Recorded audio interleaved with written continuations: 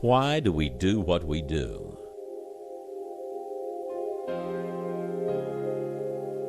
Why are we so content with our way of doing things? After all, we feel, if it's not broke, don't fix it, right? Well, no one can know everything, and there is always a better way. The relationship between man and horse has been one of the most romantic, intriguing love affairs ever told. And for the ones who do it best, their lives have been immortalized in movies, books, and history. Some simply call them trainers. Some call them cowboys or clinicians. And others call them whisperers. Call them what you will. They all share the same mystical abilities and powers of teaching, reading, and bonding with the horse. The horse is an exquisite sensory system of nerves which culminate into a hair-trigger alarm system, and when activated, releases an explosion of energy channeled into an instantaneous flight for survival. They are naturally fearful, and for millions of years have had every reason to be, for man first hunted these beautiful creatures for their meat. And the horse has lost almost none of this instinct in the last million years that he has been associating with humans. The cowboys you're about to meet understand these instinctive, troublesome fears, and through their understanding are able to gain trust into the horse's heart and soul. Stories of horse whisperers have been told since the beginning of time. But are these stories merely myths and legends made up for the sole purpose of entertainment? Or do you believe that man can actually communicate with these magnificent creatures? Join us on an unforgettable journey into an unbelievable competition of today's top whisperers. The whisperer term describes a special breed of cowboy thought to have mystical or supernatural powers over horses, who some 200 years ago would take a wild horse into a private place and ride the gentle creature out a short time later. And this is the basis of our Whisper Challenge today, minus one small detail. The private place these guys will work in, well, it's not so private. It's not very quiet. And these horses and cowboys have seen nothing like it.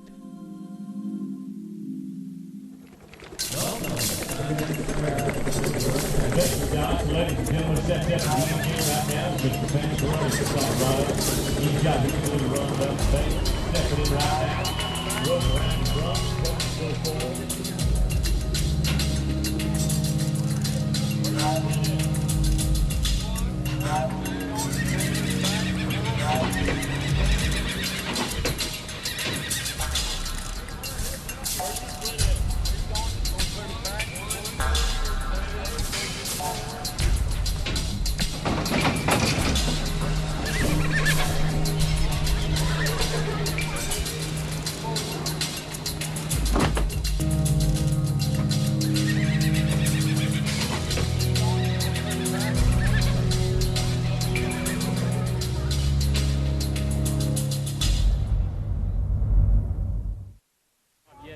I'll just explain to you right now, this is the Riata pin. The one in the middle is Preferred. The one on the far end is KSCS. In a few minutes, I'm going to drop these three pieces of paper in a hat. We're going to these two? I don't understand. Yes, yeah, these two. This is Riata, Preferred, KSCS. Look at that. I got it. Riata? Yeah. Preferred? And the others somehow. Yeah. And so it'll be from front to back. Riata, Preferred, KSCS. At Jay's direction, whenever you're ready. You ready? All right. So what we're going to do, Pat Parelli, Josh Lyons, and Greg Cameron, somebody just reach up and grab a piece of paper out of the hat. Get the sweat on your hand. But you're going to hand it to Josh. Josh reaching in, digging deep. Pat opened his up, and Pat gets Preferred, which is those are the center two horses. Center two horses. Yes, sir. The good-looking one. KSCS. Josh Lyons has the far end, the two horses that are down there. That leaves Craig Cameron with Riata Restaurant, which is the first two right behind us. Well, that right one here. with the 44 on its hip. Look at that. Yeah, with the bridle path and the shoes. No, the strawberry roll at 44 on its hip. Yeah. All right, mount up, cowboy. Near my round. Back, go. Now, who's going to be the don't shoot the same guy. Who's the rank? Ranker for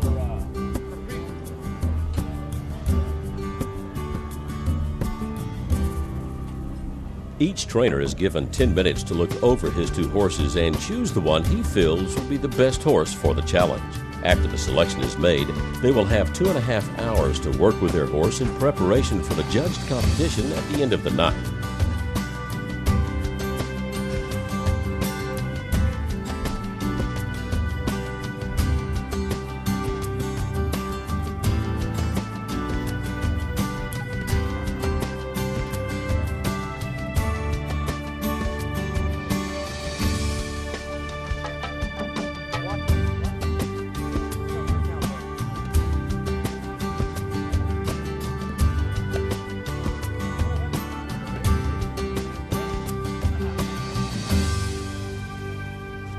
Josh, you drew the KSCS radio pin just a few minutes ago.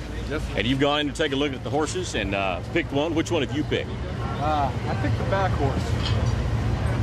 The lighter color bay. Yeah.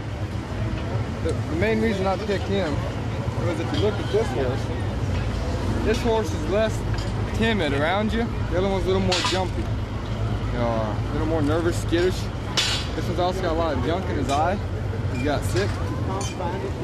Yeah, which could play in a factor later, you know, if he's not feeling well, or if I get started and, you know, all of a sudden he's not feeling well, he starts colic and gets sick on him. Good. Because the last one, we went over a little more skittish, a little jumpy. You know, he's got a lot more emotion into it. I think he'll make a better change.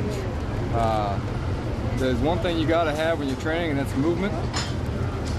If you're fighting to get that, then you're not only fighting to get the training done, you're also fighting to get that movement. He's going to give me the movement, so I just got to show him where I want to put it. You talked about movement, you've talked about attitude, and you've talked about overall disposition. Did conformation play any part in it as well, or was that one of the last factors? Nope, never even looked at it. You know, if I was going to buy a horse, I would have bought him too. But very good. Well, Josh Lyons, good luck to you, sir. Thank you. Yes, thank you. Pat Parelli has drawn his horse out of the Preferred pins. Pat, which horse do you take? I'm going to take this kind of Bay Roan horse Kind here. of a Bay Roan, the one closest to us, the Bay Roan. He got a little more life to him. He's looks a little more wild, but I think he'll have more staying power in the end. I think he's got a little brighter, more sensitivity to him. He's more my kind of horse. The other one's gentler.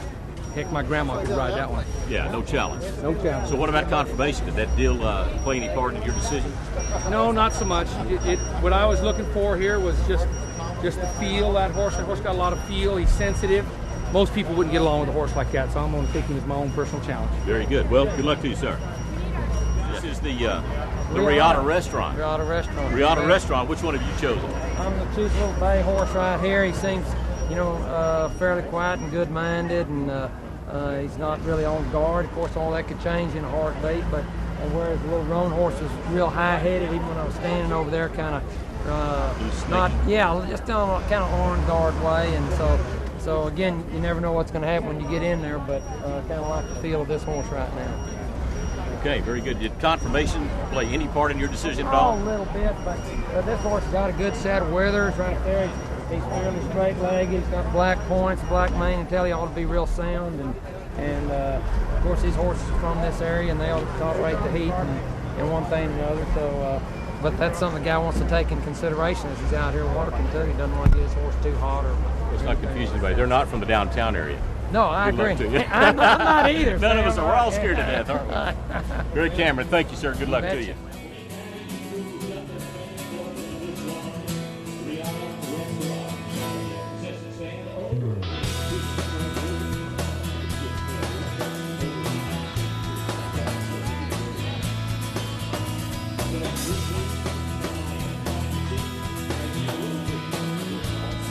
The judged competition, immediately following the 2.5-hour training session, will consist of 3 sections.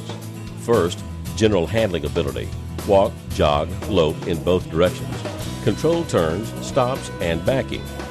Secondly, an obstacle course consisting of 7 obstacles, including roping off these newly trained horses and a jump or a step over. The third portion is for bonus points, a freestyle giving each trainer the opportunity to do anything special he feels his horse is ready for. All of this in an environment that would be challenging for even a well-trained horse. You guys ready for what you came for? Yeah, let them know about it. It's time to kick this deal off. They said, we are ready, and here we go. Josh Lyons, ladies and gentlemen, the far side, the green and blue shirt. He's mounting up and stepping in. Pat Parelli in the ring closest to me right now. Pat, you ready? Step up, buddy. Here we go. Woo! Mr. Craig Cameron in the dark blue shirt. He said, I'm ready too. Let's rock and roll. Cowboys, mount up. Your 2.5 hours starts right this minute. Now, let me tell you something. We're going to introduce these guys in more detail. Y'all go ahead and get started. In more detail as the day goes on. We'll talk about where they're from, what they've been doing, and what's been going on in their lives. We'll let them talk a little bit in the first hour and in the second hour as well. Stick around for that. It's going to be good. Now, ladies and gentlemen, if anything should go wrong with any of these 3 men, we have 3 backups here this evening. One guy by the name of Joe Wimberly Jr. from Cool, Texas. Another fellow by the name of Cody Lambert, who's one of the all-time great bronc riders and bull riders in the world with the PBR. And another kid that's trying to make his claim to fame and hopes to be a cowboy someday by the name of Ty Murray. And if we need to, we'll put one of those guys in the pen with each of these guys. I just want these guys to know that we've got a backup. And, Bob, if that doesn't work, we'll see if we have some volunteers from the crowd. I bet we would. We might be asking for mother-in-laws later on to ride these horses. We'll just see how they go.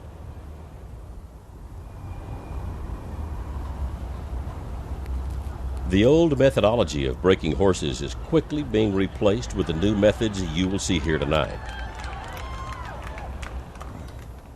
Want to reach out and touch someone, huh? These 3 men have perfected the art of communicating with a horse in a natural and easy manner. You can beat any horse into submission, but at the end of the day, the only thing that you'll have is a confused, angry horse that doesn't like you. Compulsion and blows only inspire more fear, a fear that is not soon forgotten and is directly related to man. The 3 trainers here tonight are the best in the world at understanding these problems. They will not force these horses into doing anything. They will simply ask them as a friend. They will ultimately gain trust into the horse's heart and soul, a trust that is unbreakable. Now, ladies and gentlemen, as you're watching all 3 of these men, each of them with their different style, if you'll watch Josh on the far side, he is a second generation, born to be expert. He'd be the digital one that would have the most modern technique by age, design, and who his daddy is. Everybody's going to work their own horse the same way. As you watch Craig Cameron right here, what this young man has perfected the art of doing is becoming familiar with the horse he's about to work and becoming their friend. If you can't become their friend and they can't trust you, your range of level of accomplishment is going to take 10 times as long and more chances of not having any success. What you're watching Pat Parelli do with this long whip is the first thing he has to do to this roan horse, and it might have something to do with the roan in him. Anytime you get roan in a bay or a red or a blue, it's going to put an outcross of breeding in them. It's going to make them genetically just a little more to handle, kind of like a red-haired woman, and I've been married to one for 35 years. What Pat's trying to do over here is put pressure and release on this roan horse and get him to stand the pressure and appreciate the release. And until you get a horse that's confident that you're not going to hurt them, till you get a horse to stand and lick their lips and let you touch them without an aid, and that whip is the aid. Watch him right now. Trying to get this horse to look at him without touching him, make him do it on his own power. When this horse learns the respect of eye to eye, which he just got, he'll back away. Why hasn't he haltered that horse yet? Why did Craig halter this one quick? He found a weak spot in this horse. The horse would relax. Josh found the same thing. Craig's still on a halter. Josh has put this spike bit in this horse's mouth. He's got control of the horse's head and mind. What he's asking for now is for the horse to let him move past the shoulder point. Animals with peripheral vision cannot see you past their shoulder. Once you get past that shoulder, they have to learn to relax and allow you to do what you do by feel. And they have to trust you. For those of you that never handled many green horses, you watch what Josh is trying to do with this rope. As he pitches that halter rope back over this horse, he's petting him to the shoulder point.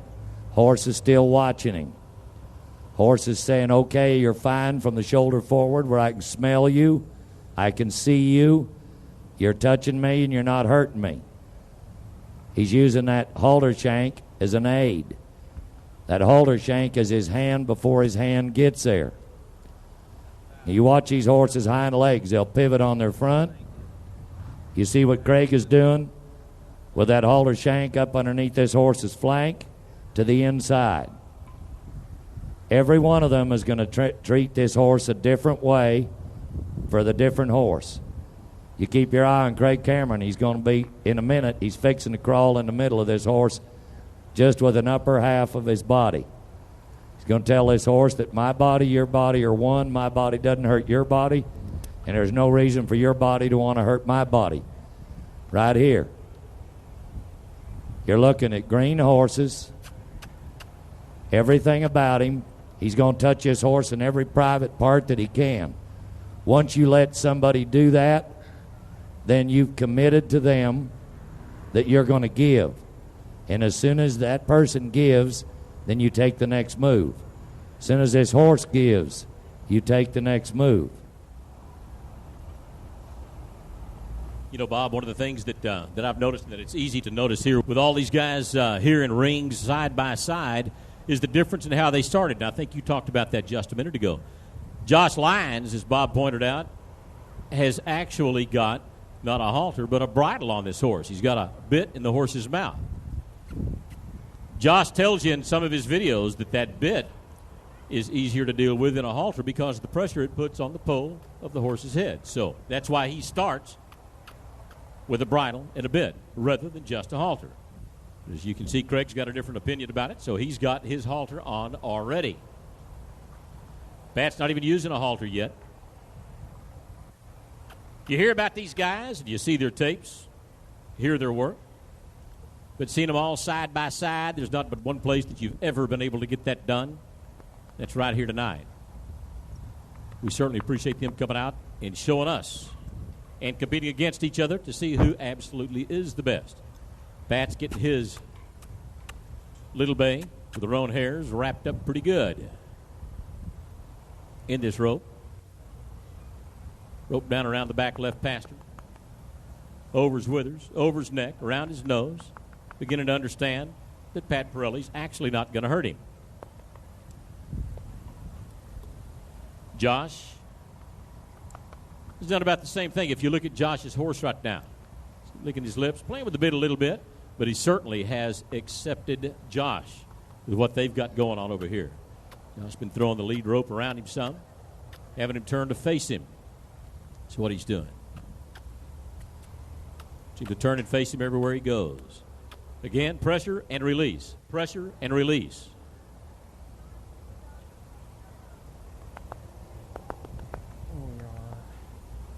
Craig, the same thing, but certainly a little bit different style. Starting with a halter. Sacking the horse out right now with a good long lead rope. Marion Bueller is one of the judges that has agreed to come out tonight. She's standing next to me here in the blue shirt, the clipboard. Marion, the reason we asked her to do this is because of her experience with horses. She's been training horses and showing them for about 30 years now. So she knows about horses. She knows about young ones. She knows about mature horses. She knows about horses that have come from trainers, about horses that she has trained herself as a non-pro. She's got many championship titles behind her, top 10s, top 5s, in several different disciplines. But on top of that, Marion is a trainer to boot. She trains exotic animals, sea lions and dolphins. In fact, right now she has in her foster care 2 Bengal tigers, a hybrid wolf, and you just never know what Marion's going to end up with. But she is very aware, very savvy about the horse industry and about training in general, so that's why we have invited Marion Bueller to come out and give us her opinion about the training that has gone on and will happen here this evening. Our judges stand around watching right now just to see the process. They're not judging anything. They're just monitoring. Where the judging takes place is at the end of this training period, where these cowboys will be separated from their horses and nobody will handle their horses. You're in a time while we set up the obstacle course. That's where the judges come into play. They'll watch the horses on the rail. They'll watch them on the obstacle course. Then they'll watch them try to earn extra credit in a freestyle segment.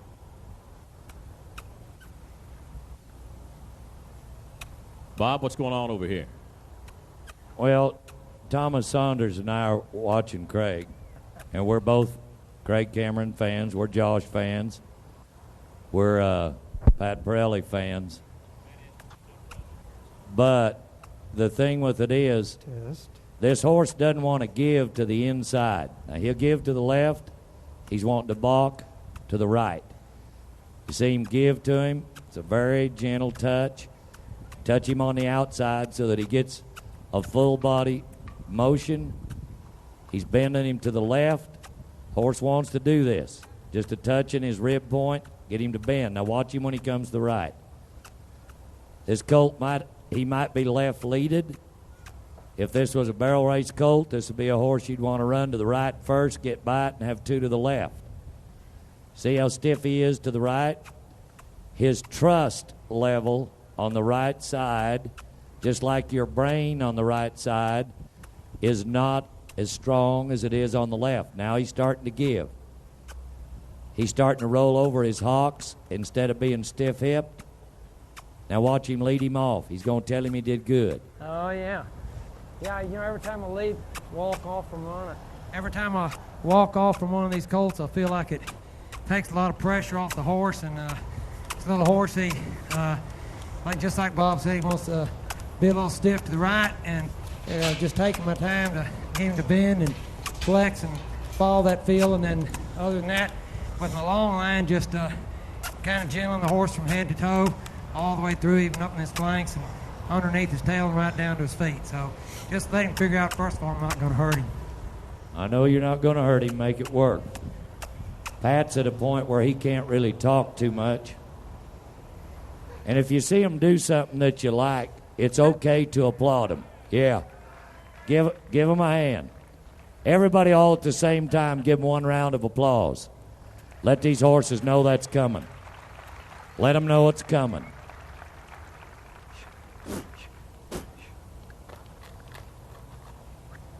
Now you're watching Josh go to the 8 of a whip for the first time to touch this horse. And you got to think about the atmospheric conditions. It's hot. It's muggy. These horses are not sweating from the heat. They were all dead dry when we started here. That's nerves. And as soon as they can feel that they sweat, you sweat, your smell, their smell, that it's a match, you're all right. Okay, now you're watching Josh go to the right side. He's been working this horse to the left, and it's natural for a person to work a horse on the left side because you bridle a horse 9 out of 10 times from the left side. You halter and buckle a halter on a horse 9 out of 10 times from the left side. And 9 out of 10 people are right-handed, so you're stronger in your mind on the left side. So if you get them to their left and your right, then you're winning. Josh, you ready to spend about 10 minutes talking to these folks about what's going on in your pen? What I'm playing with is, the reason I went to the bit right off the bat is I want him to use that bit to ride him later. I want to make sure he understands now if he gets nervous, gets excited, gets scared, and jumps, how to respond to that bit. That he doesn't take off or at least stay under control, because at some point he's going to get nervous or get scared. What I'm looking for here, when I'm working him, is I'm trying to get his right foot up off the bit and step in front of his left foot. When he does that, he softens up his body. So I'm waiting to give him that chance to do that. Now, through the whole time, I'm just kind of stacking him out, throwing the rope up on him, kind of just playing with him. What I'm focusing on is this bit and softening up that shoulder. Again, I want to make sure it stays forward. Now what I want to do is I want to pick the emotions up a little bit and start to jump away. Then touch that bit and make him come back. Good.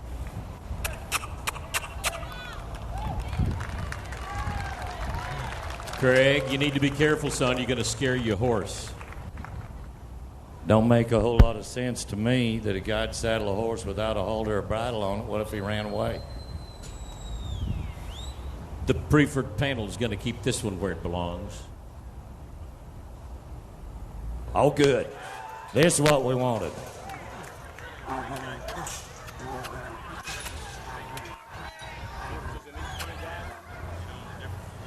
He just got the first taste of I don't like it. And he just got, now watch him. Now watch his horse. Watch his horse lick his lips. Watch him. Watch him. He's telling himself, I didn't like it, but it didn't hurt me. And he didn't do that to him to hurt him. He did that to him to give him his natural spirit to do something that's unnatural, and is to have those 2 cinches on him. Either that or it's too much strategy from Purina. And if you ain't feeding strategy, Craig Cameron and I don't like you. That's the way it is. Now Josh on the far side is starting his blanket. You want to make sure this horse is comfortable. Bob, as we talked about a little while ago, all these cowboys in front of us right now pick these horses based on their attitudes, their dispositions. And I think what they told us during the draw has come true for each one of them. It certainly has. Pat said he wanted that one because it seemed like it had a little more spunk, a little more vigor than the other horse had. And he certainly is accurate there. When you think about that, a horse in 2 hours' time is going to give all that he's got. And if he wears out and his guts quit him, that means his gears are going to quit him. So if you pick a horse that's going to be the easiest when it comes to the Destruction Derby and the obstacle course here, another hour, you want that horse to have some life left in him. Hey, Bob, we talked a little while ago about Marion Bueller, one of our judges that has come out to offer her time and expertise in this deal. Well, also, Dale Seagraves, a man that I know. He's here with us also from Weatherford, Texas.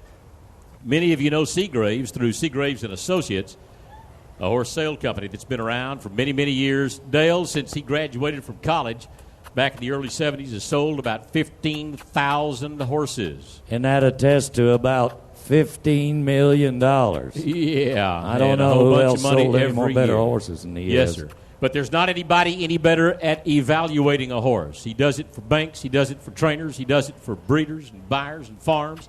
He does it for the courts also. For those of you that don't know, the repertoire behind Bob Morehouse of the Pitchfork Ranch in Guthrie, Texas, Bob Morehouse, Tom, and the Morehouse boys were raised the hard way with horses.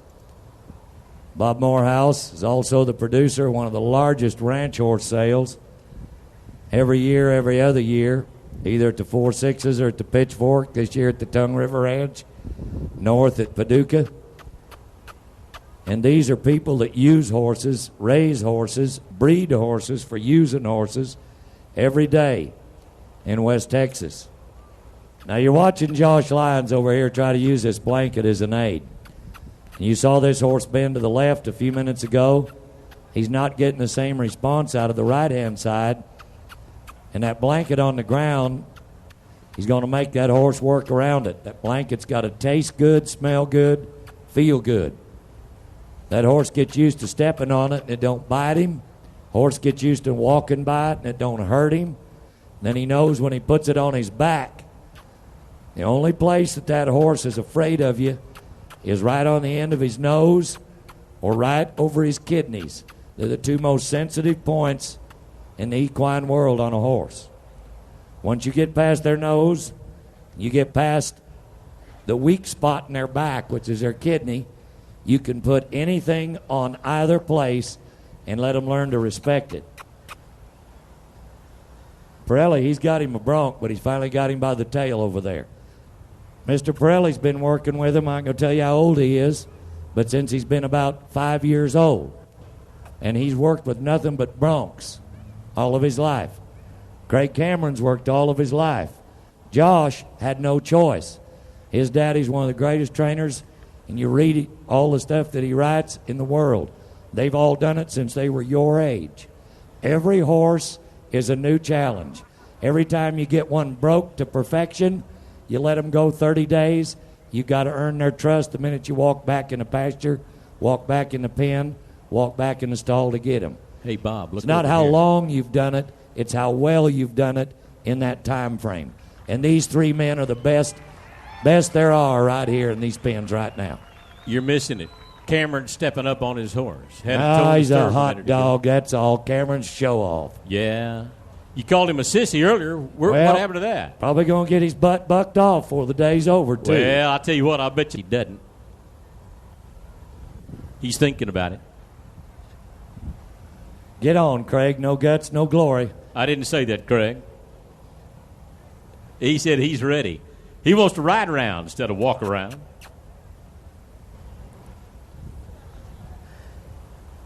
Josh doing a great job with the business, as we said a little while ago. It's the John and Josh Lyons certification program now. We don't refer to Josh as John's son necessarily. It is Josh Lyons, who is here and big enough to carry his own dang mail. Yeah, that John, he just happens to be Josh's dad. That's what it is now. Yeah, anytime. Josh told me last night at dinner over at the Riata restaurant that he and his dad, he doesn't work for his dad anymore. He works with his dad. Will it work? He shows his dad some stuff, and his dad, of course, still shows him some stuff as well. Josh has come about it.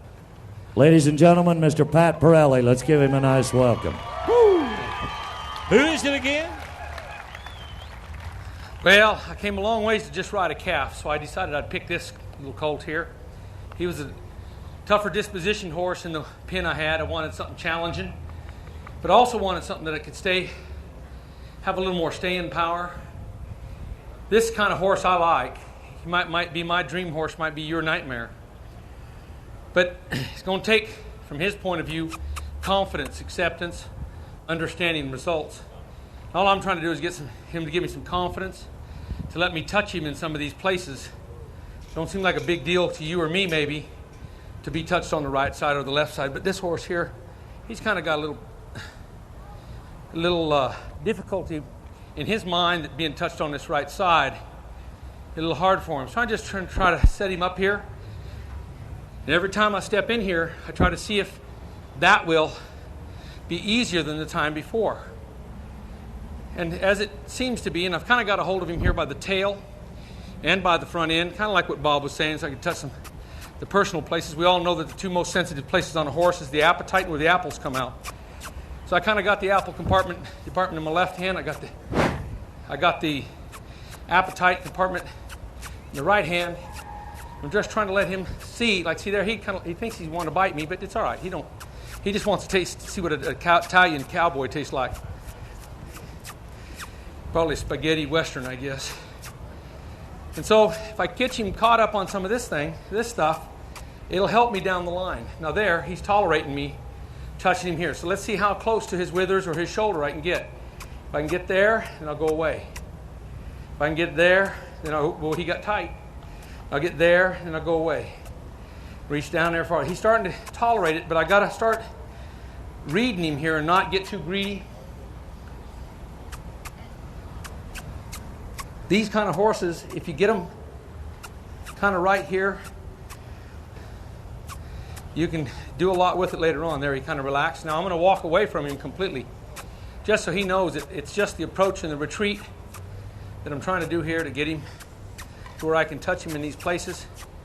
And I allow a horse to tell me what he's will allow me to do. He's got what I call can't, won't, don't, yeah, but spots. Yeah, but you can't touch me there. Yeah, but you won't touch me there. And he even struck that foot at me one time, and he said, yeah, but you won't. Don't touch me there. So I'm going to try to just step in here time and time again. The idea, instead of breaking a colt and training a horse, I'd rather think about starting a relationship and developing a partnership. It wouldn't matter to me if I didn't get any farther than this today with this horse. If I got this solid, I'd feel pretty happy. It wouldn't matter if I did it downtown Fort Worth. Thank you. Good boy, Craig. Where we're at, behind the barn. This colt here don't care if he's downtown Fort Worth. He don't care about the party tonight. He don't care about anything other than his survival. So what we're going to try to do here is help him learn that he can have a human touch him. It's not a big deal. Now right here, I'm going to take a risk and touch him past them withers there. And that was pretty big for him. Hey, buddy. You can see I picked this horse. He got skinned up on his head here. This horse is what I call a kind of a prey animal acting horse, a right-brained horse. And that would be good down the track because that means he's got heart. That means his sense of survival is strong and it's keen. Horses have three major instincts. To be perceptive to danger is number one. Number two, fly from fear. And number three, be gregarious. Go back to the safe place, whatever that is. Wherever that is or whoever that is.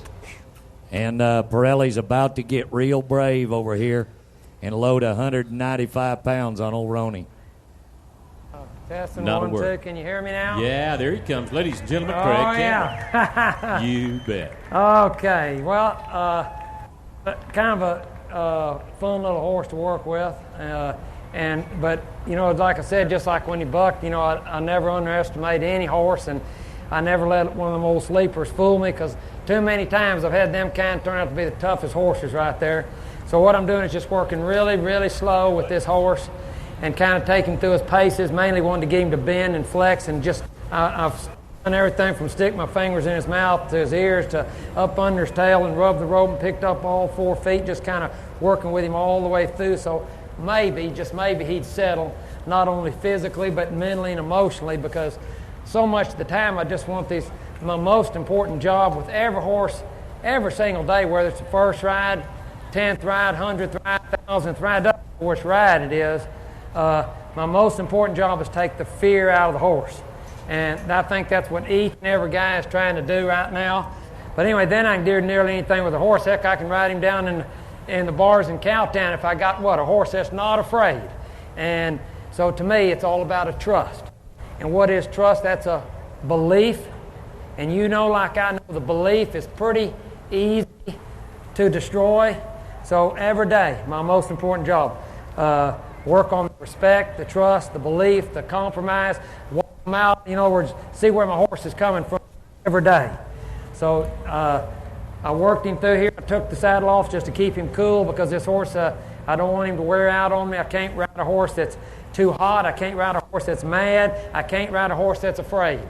And so I keep trying to avoid those things right there. And of course, when you work down in our country like this, anytime you can add the temperature and the humidity together and get over 180, you better be darn careful with your horse right there. Here's Marion Bueller, one of our judges for the day. I just think it's awesome the way that these guys are going about it in the natural way. Having been in the business for 30 years, I've seen a lot of different techniques used, and I hate to say it, but I've seen some abuse on the horses, and it warms my heart to see people doing it and trying to desensitize the horses and to gain some trust in the horses. So I couldn't be any happier to sit here and watch these three guys gentle these horses instead of throwing them and breaking them as people have done in the past. Marion, thank you. I think what Marion just said, and I try not to use words I can't spell, and desensitize. That's a cool word. I'm going to try to stick that in my vocabulary. But in the rodeo business, you can't do that to anything. We go the other way. Abuse in the animal welfare industry today. Oh, my goodness. Say. Custer's famous last words. I don't know what's wrong with them Indians. They were fine at the dance last night. Don't underestimate Little Bay here. You know, Bob, there's not but two kinds of cowboys, they tell us. Those that have been bucked off and those that are going to be. Yeah. You never been bucked off, you never rode a horse. Yeah, that's right. But what you're watching and what Marion said, you wouldn't want to abuse your child to teach them. And I believe in two things, nutrition and knowledge. And something that doesn't have the right nutrition doesn't feel good. If you're starved, you're weak. And if you're weak, your mind is non-acceptant. Nutrition is the key factor. You get past nutrition, and if you have to abuse me to make me work, I'm not going to work real good. Now, all of you have been waiting to see Pat Parelli.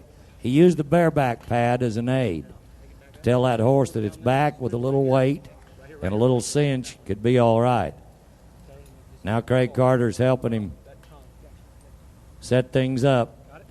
Being prepared is half of it. You'll see what Craig is doing on the outside for those of you over here on the east. He's tying those cinches up. Last thing you want to do, swing that saddle on this colt, have those cinches. If this especially this kind of a horse, Craig got away with it a while ago. That horse a little more gentle acting is to have him flop around there and pop him in the belly and then have him buck the saddle off. Going to take you all day to get it on the next time. Now watch him. There's a procedure. Step one, he's got the trust. The horse is listening to him. Now comes the saddle. That's that desensitizing Marion was talking about. I can't use that word. She's a lot smarter than me.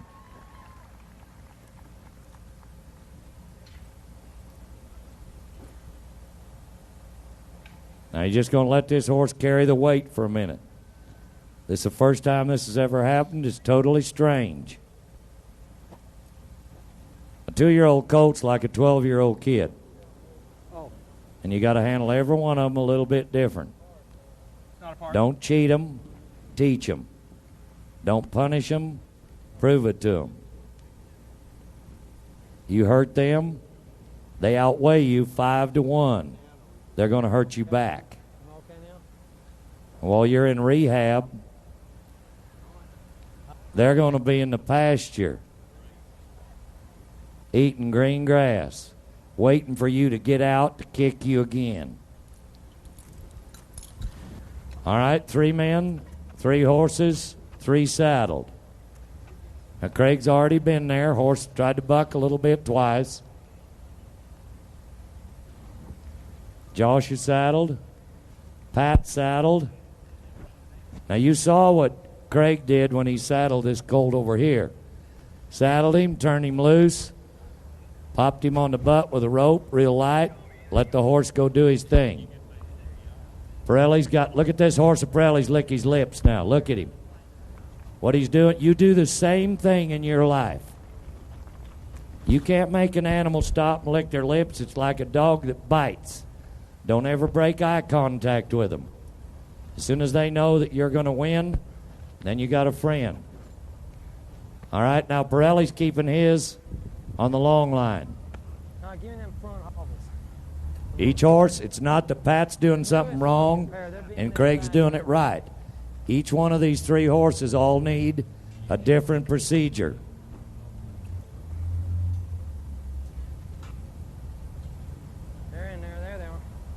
Watch him raise that hand. Horse stopped. See him pick his feet up. He's relaxing. You watch that horse's tail. First time that horse drops his tail in the crack of his butt, that means he's relaxed. Right now he's got it stuck out there like there's a corn cob under it. He's got fear behind him still. Still hadn't relaxed.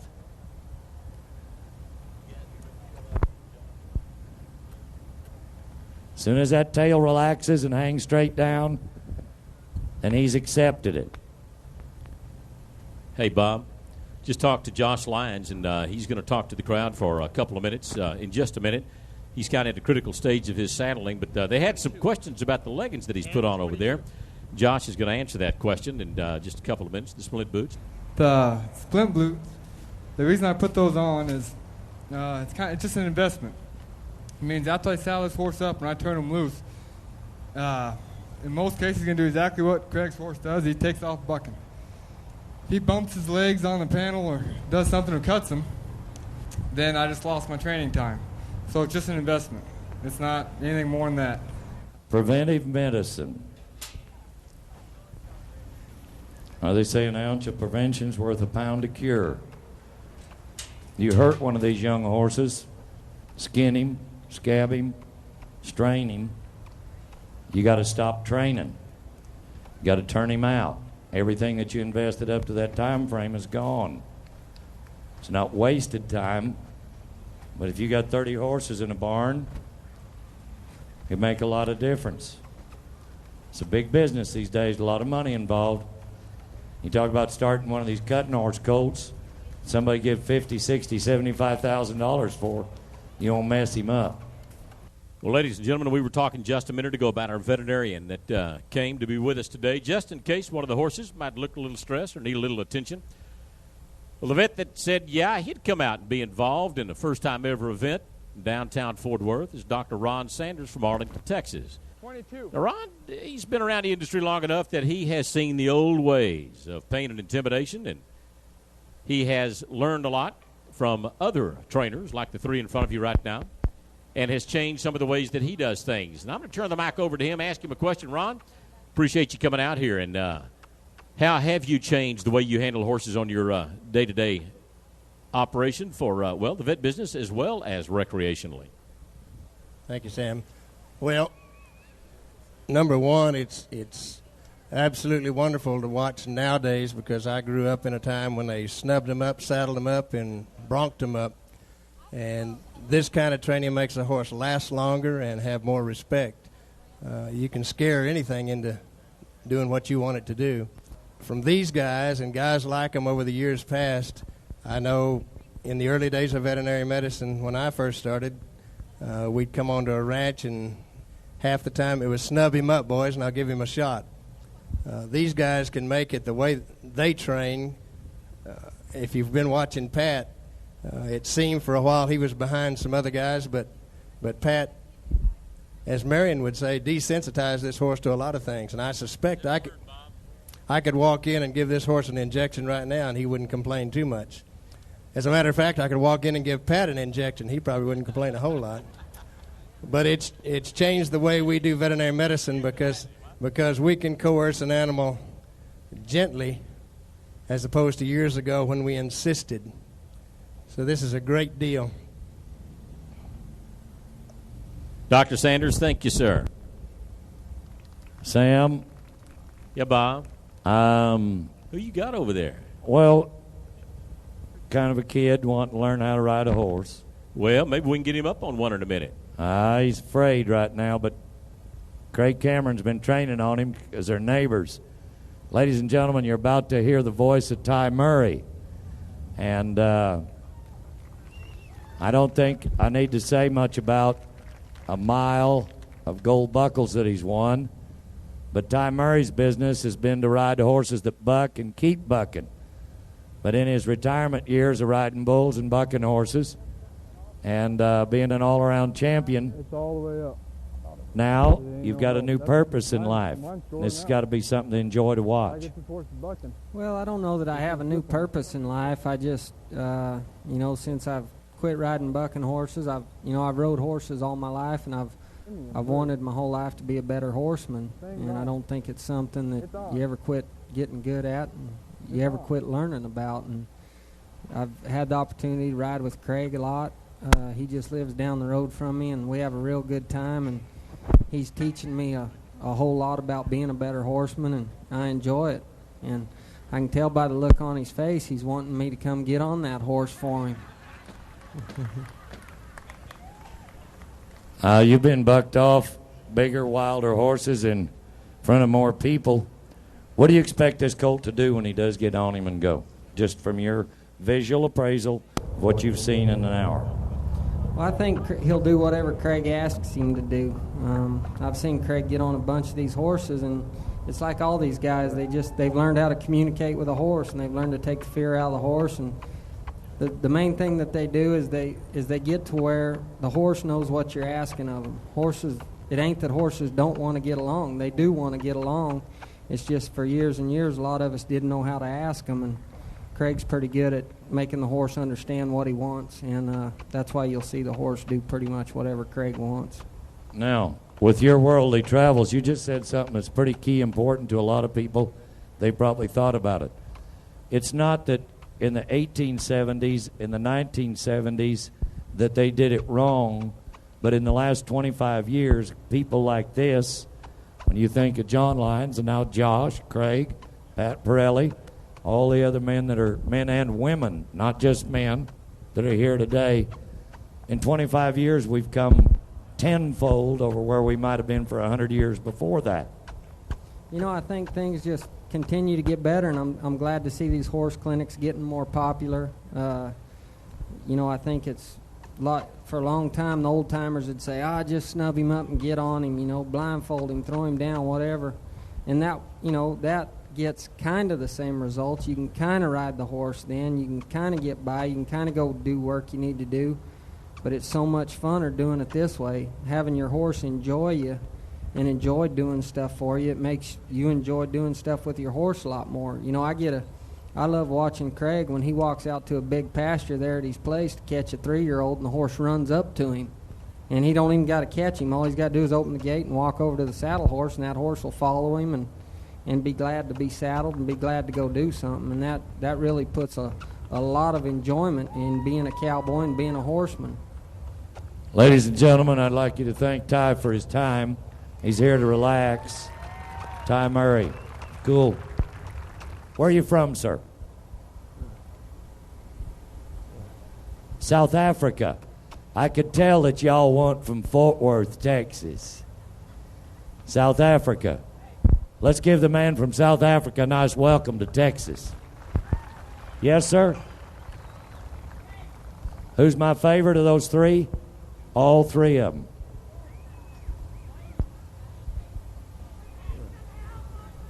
Why do you think I've picked Pat over all the rest of them?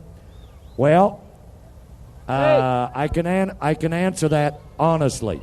I've known him since he's been about that big.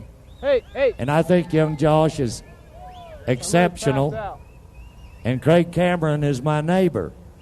But you like Craig? Here's what I like. I like all three of them because they are all blessed to do what they do. I like Pat's work right now because I'm in the bucking horse business. And I like to see a guy really tame the bronc of the bunch. But it may surprise you in about 30 minutes that the colt that Craig has that looks like he went farther faster may end up being the worst of the three. Parelli's horse that was the bronc when he started might end up being the broke best of the three. And what might really surprise you is Josh right here is cinching this colt. See with his head down? He's totally relaxed. He's got his feet under him. He's not arched anywhere. When it's all over, Josh Lyons is liable to outride the three of them in the course. But if you had to pick one over the three, you can't do it. These three men are all gifted, blessed, and talented, and we're not here to see who the best guy is. We're here to see whose techniques under the circumstances make the best end result colt. But I appreciate your question. Now, remember a moment ago when I was talking about pressure and release, you see what Pat's doing right now. He's had total cooperation up to this point. Now old Roney got a little hump in his back. No, I need this saddle. Hey, Somebody's got to have a folks, we need to find a real short girth. Has anybody got a real short girth with you? We didn't bring one of our camps. Didn't know we needed one that small. Anybody got a big old belt might work for a girth? We're looking for a pretty short girth. It's an opportunity to ride old Dobbin over there in Josh's pen. Hey, Bob? Yes, sir. Am I interrupting if I tell you something right now? No, sir, go ahead. Well, let me tell you what's happened. Josh, the saddle that he had, the D-rings were so low that it didn't fit the horse well enough. It was Pat Parelli, first of all, gave him a shorter girth to see if that would work, and it still didn't work. So in the name of sportsmanship, Craig Cameron said, heck, I'll give you the whole dang saddle. So he has loaned Josh one of his saddles to use to finish his deal out. You bet. And ladies and gentlemen, you talk about the easy and gentle way. I think that kind of sportsmanship certainly supports that idea and philosophy. These cowboys helping each other out. Confidence also, I think, is what that is, Bob. You bet. Now, what you all watched Craig Cameron do in the first hour was phenomenal. Look at him right now. Hello? Look at him right now. This nice, gentle, beautiful, easy to get along with baby is showing him one of the strongest signs of resistance that this colt knows. And what he's doing is he's sold up.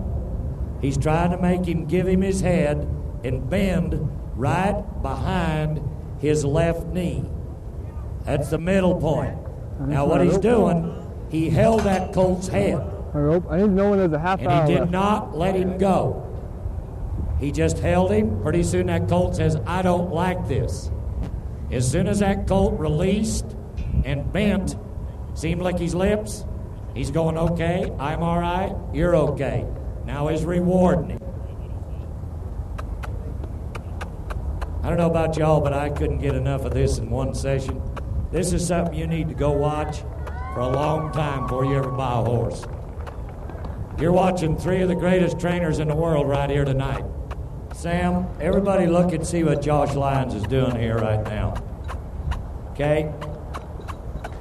No bridle, no halter.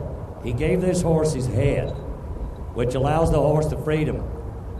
This nylon rope he's got tied to the saddle horn, first by itself, now through a stirrup, gives him a lifeline to this horse. The horse is free, but if he has to, he can apply pressure, or he can use it and just pop him with that stirrup. Now that's an aluminum stirrup, and it's making a little sound, a little touch.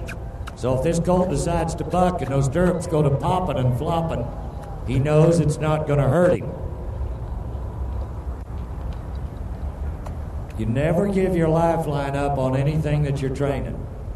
You ever turn them completely loose unless that you're working on voice commands?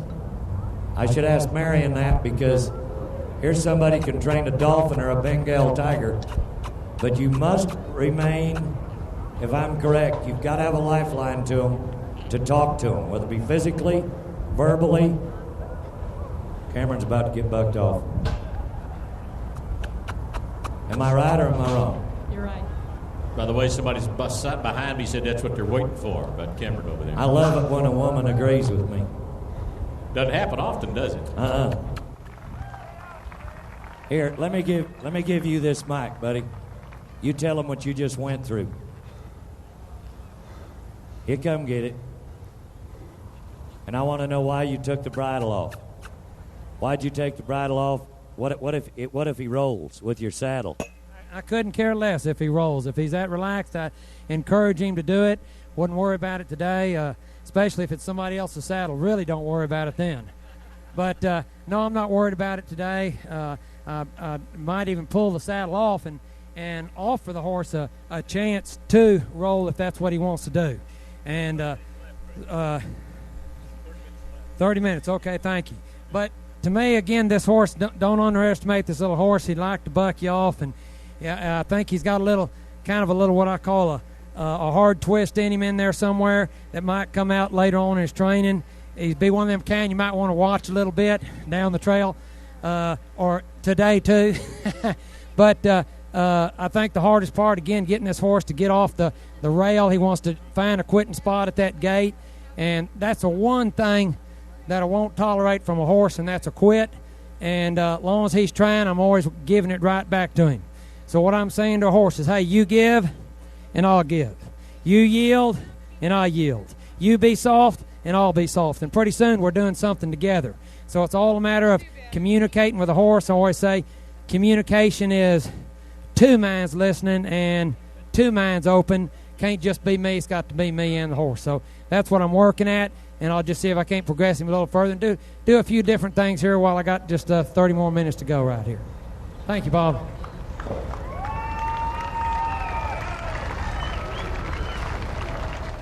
This is pressure. This is pressure. If they all could have quit an hour ago, they'd have just shut it off and let this horse go think about it for a day or so. You cannot change the world overnight. And these horses are going to need a break. You watch what Craig's doing right now. Horse come to him. There's that relationship. There's the relationship. You see Josh's horse standing totally relaxed. Pat Parelli's horse now with his head down, his neck straight out, his chin is lower than his chest. When a horse gets their head up, they're defiant. When a horse drops their head, they're compliant. Now watch him back him up. He backs up with him, walks with him. Make him pay attention. Ooh, he don't like that. The horse got a little defiance in him still. The resistance factor is not good. If they got it, help them get rid of it. You've got a child that wants to speak bad, act bad. What do?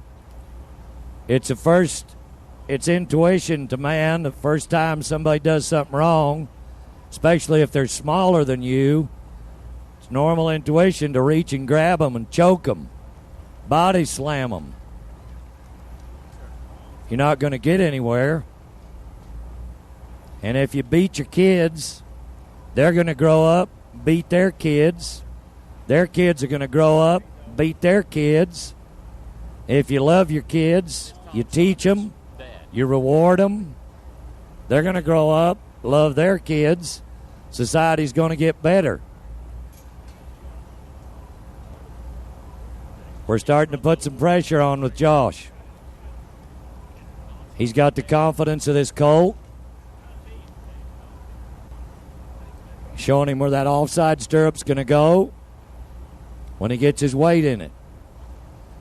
Everybody says you got to get on a horse on the left side. Who said that?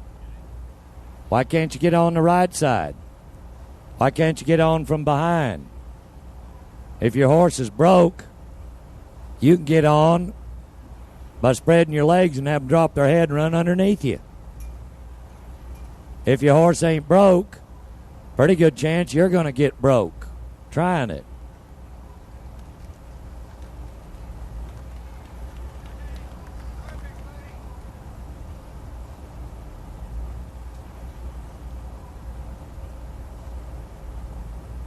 You see what Josh is doing? He's telling this horse, I'm here, I'm okay, you're okay with having me here. Now, he's the only one that put the bit in his colt's mouth early. That's his preference, and that's his security point that he got something done there. The next colt he gets on, he might not do that. He'll put it in his mouth. If he fights it, he's going to take it out of there. Don't put something someplace that he don't like.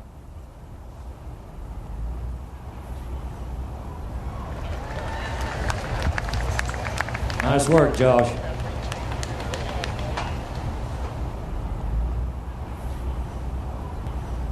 Bob? Yes, sir. I just ran across a man named Thomas B. Saunders, the fourth generation. Mr. Thomas B. Saunders been ranching out in Parker County, in Weatherford, for about the last 50 years. And he learned the business from his dad. He was there before, and again, this is fifth generation that they're ranching out in Parker County right now around Weatherford. And Mr. Saunders was just talking to me about some of the things they used to do back in the old days. And I'll tell you what, instead of you listening to me tell you what he told me, what'd I say? We're just going to let Mr. Saunders tell you about what he has seen through the years coming up to where we are right now. Thomas? Well, they all tell me education's a great tool, and you never get too old to learn something. I got a 41-year-old boy here, breaks about 100 colts a year, and the way I used to do it and the way he does it was completely different. Like the old school, we said we broke horses, and that's really what we did. You had to break them down, build their confidence back, and get to be a friend with one. You know, you put your life in the hands of a good horse, and a horse really doesn't reach his maturity till he's about 7 years old. But these young colts, you knock them around the way we used to do it, and kind of taught him that he's going to do it our way.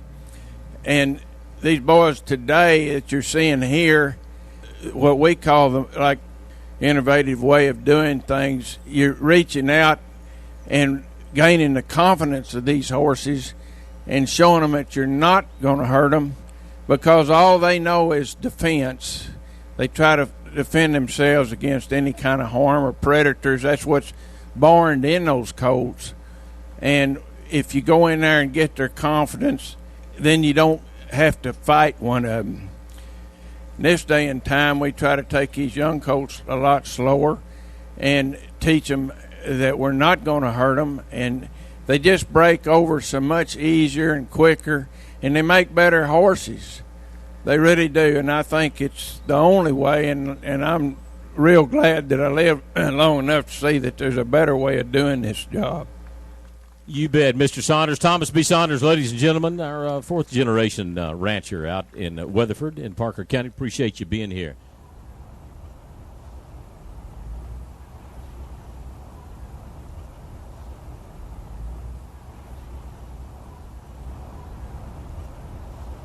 Parelli's up.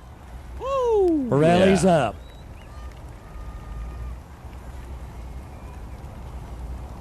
And look at that. Resistance free. He could have got up 20 minutes ago. Wait a minute. He's side passing already. Well, he just got his butt gathered right there. Bet he's getting some stretch marks on his backside, too, right now. Pinch that wedgie. Pinch that wedgie. Relax, Pat. Relax. Oh, hold his head up, Luke. He's going to the barn. Now, I want you to look at the little fine rope halter. He's using it kind of as a bow sow with a little throat latch under this horse. And horse licking his lips, thinking about it. He's going to let him move on his power. Not going to force him. All right. Josh is about to get on. You got 3 men of horseback in front of you right now. He's up. You bet. You got it. That's what y'all been waiting for. All 3 of our Cowboys are up now. In just a little while, in fact, Cowboys, let me look at my watch. You've got, about 14 minutes left in the competition right now. 14 minutes left. Let me tell you what's going to happen at that time. Give everyone an opportunity to jump down and run to the sandbox while our wranglers come in. Move the preferred round pins back out of the way to make one big round pin here in the sandy area. They'll also set up the obstacle course.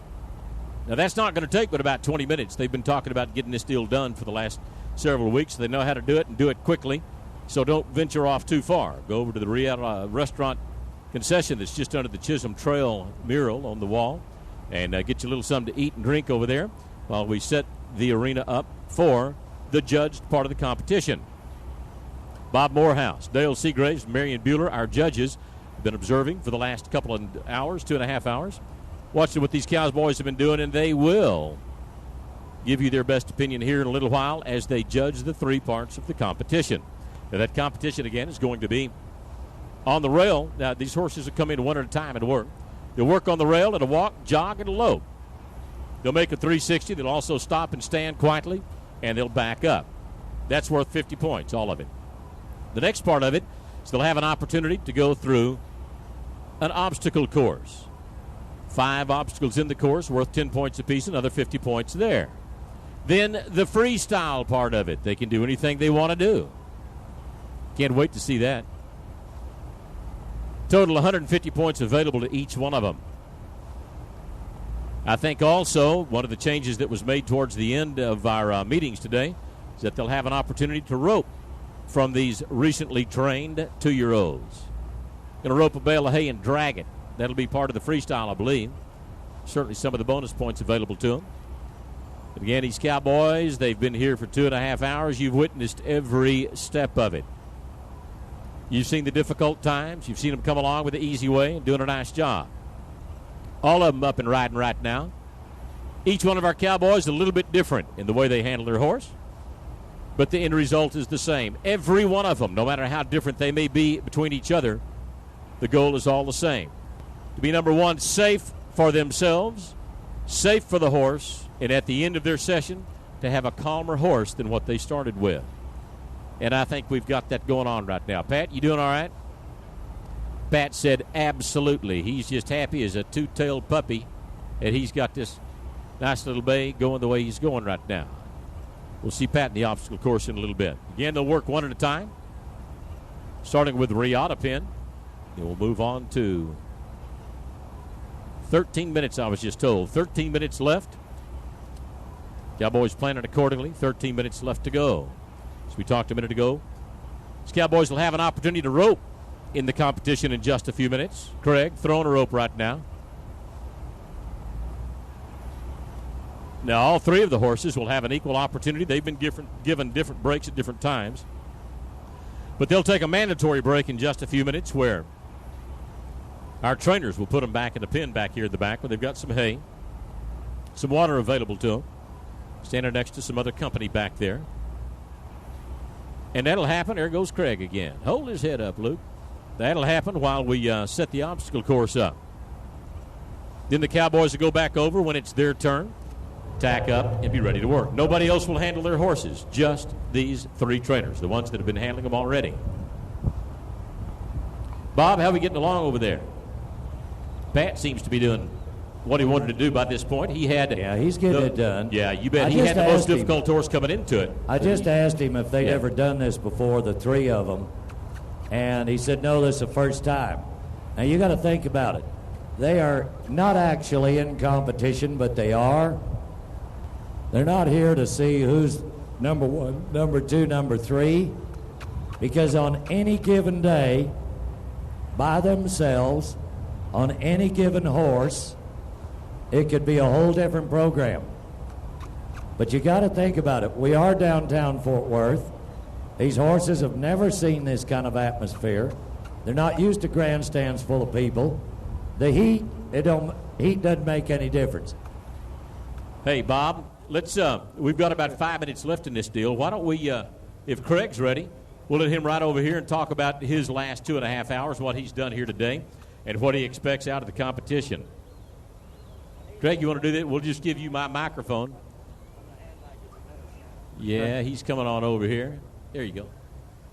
Okay, yeah. Just starting to cool off a little bit and feeling a little better. Y'all doing all right up there? All right, y'all aren't going to quit us now, are you? Y'all going to hang in there the whole way, aren't you? Say yeah. All right. Everybody got a favorite?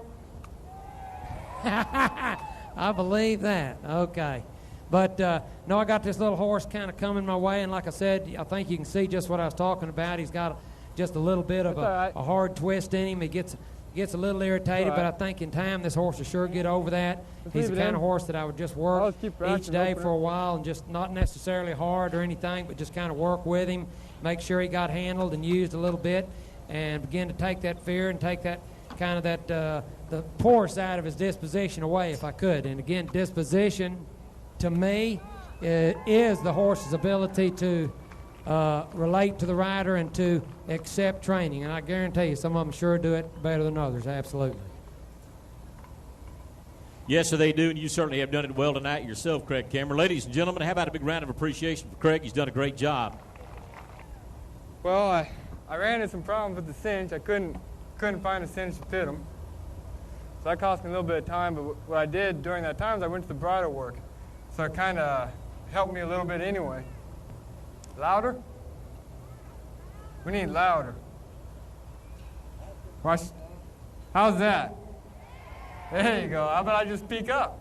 That'll work? All right, so anyway, I kind of ran into problems with the cinch. I didn't have the cinch, and so that cost me a little bit of time, but I went ahead and went to the bridle work, and so I didn't lose any time. I went ahead and accomplished a little more on the bridle.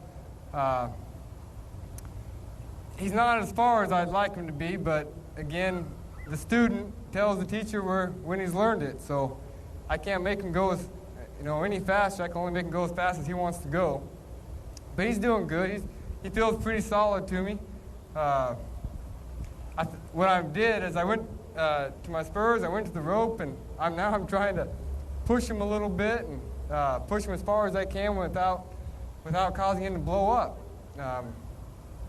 I feel good about the competition. I don't know how we're going to do, but we're going to have fun doing it anyway. You bet you are. Ladies and gentlemen, Josh Lyons getting along just fine, overcoming some obstacles and making it happen. I believe Bob's going to step over now and find someone else to talk to over at the gate. Bob, I believe, is where that young man is. Well, ladies and gentlemen, you've watched Pat Parelli all evening also. Have we got Pat turned up, by the way, or does he need to use my mic? Is his mic on? I know there's a lot of people here in the first hour, and it's not a personal thing against Pat, but you're figuring that this roan bronc is no longer a roan because he sweated Plum Bay. That sweated the sweated the roan out of him. He'll stand for me. Come in there. He's all right. That you're figuring we were going to get Parelli bucked off, knock a scab on his old butt. Oh, son. Oh, son. Oh, son.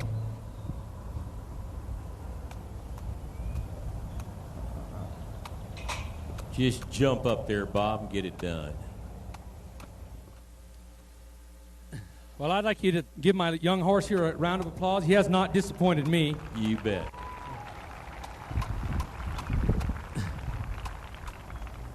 He's tough in a couple of ways. He's kind of extroverted in some ways, introverted in other ways. These are some of the toughest kind of young horses to get through.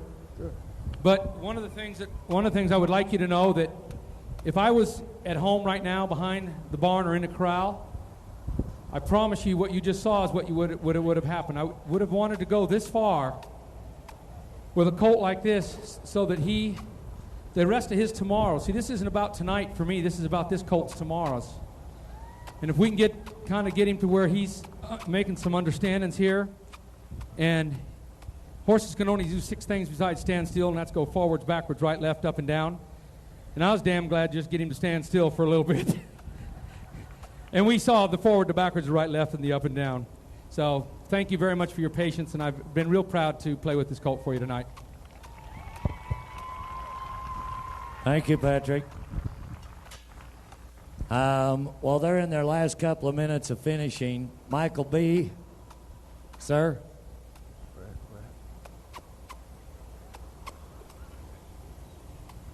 Where's my partner? I've got a gentleman over here. For those of you that have come over on this west side, walked by a guy sitting in a wheelchair. Probably thought, well, there's a guy that got hurt, broke his neck. He's paraplegic. And I bet he'd really like to think about riding a horse. And come on down here. I don't want to exhibit you, but I want you to see how serious I am about this young man. I've watched him catch them stone cold. Colts have never been touched. Halter them, saddle them, ride them, train them, and send them back. And he also teaches. One of the most encouraging things in my life to watch him do it is that everything that we accept every day when we get up, we put our boots on, we walk to the pasture, we go to the stall, and we halter them and lead them someplace. And you got to think about, he starts 2 hours earlier, spends 3 hours longer, and goes to bed 2 hours after we're done. And I'd like you to give him a nice welcome. This is Michael Richardson. MB?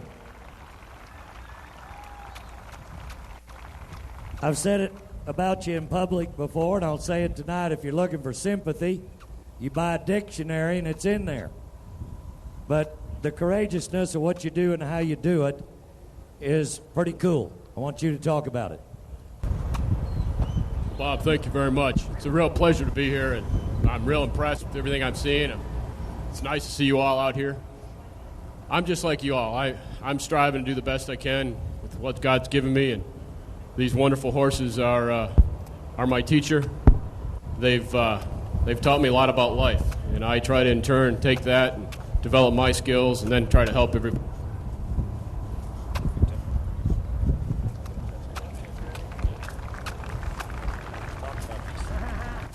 I want you to talk about these three guys. You know them as well as I do, and you know what they do, and you do it, and what you've seen here in the last 2.5 hours.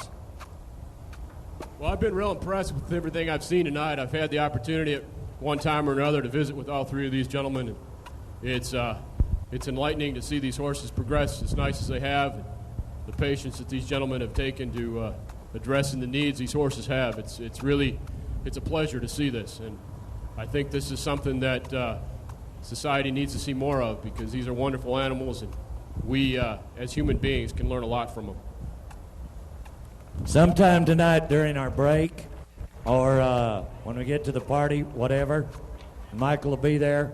I want you to come by and shake his hand and meet him, listen to his story, not how he got to sit in that wheelchair, because all of us are self-inflicted occasionally with stupidity, and it ends up working on us somehow. Thank you, partner. Good to have you here. Writes a heck of a book, too. Yes, sir. Hey, Bob, time is up. Ladies and gentlemen, time is up for our three trainers. How about a big round of applause for every one of them? They've done a great job coming to us today and picking these raw, brand-new 2-year-old horses that have been handled very little. Last time they were handled, they were gilded, and the time is up. All of them set down off the horses now. Be ready to take them over. We'll rearrange the panels, put the horses back in the pens where they started from originally when the draw was made, in the Riata Restaurant pen, along with the Preferred pen and the KSCS radio pen. Now, our Cowboys will not have an opportunity to mess with the horses during this time. They'll put them away. The Cowboys will take a break. The horses will get a little water, chew a little hay, and take a break also. Greg, you ready for a break? Got a new shirt, buddy. And our Wranglers will be in here, straightening out this arena, pulling out all the Preferred panels, the round pins, getting ready for the competition and the obstacle course that will be judged in just a few minutes. Dale Seagraves, Bob Morehouse, Marion Bueller here to judge it.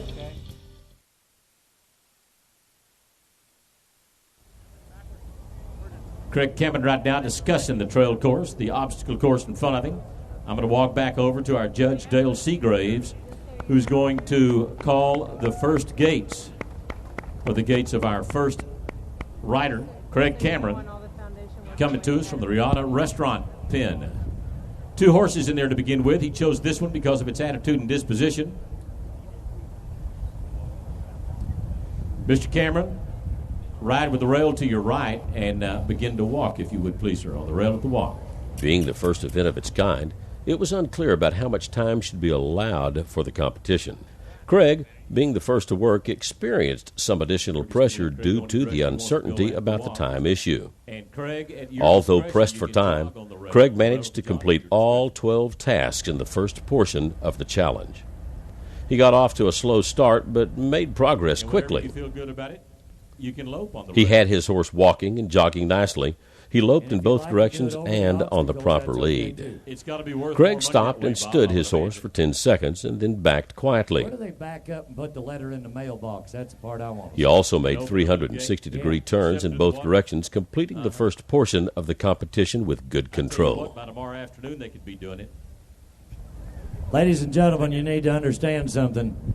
You normally don't start a colt at 5 in the afternoon in downtown Fort Worth and then turn the lights on. That's good. Thank you, sir. Now walk. Walk, please. Easy for you to say. Yeah, and now reverse at the walk and continue to walk.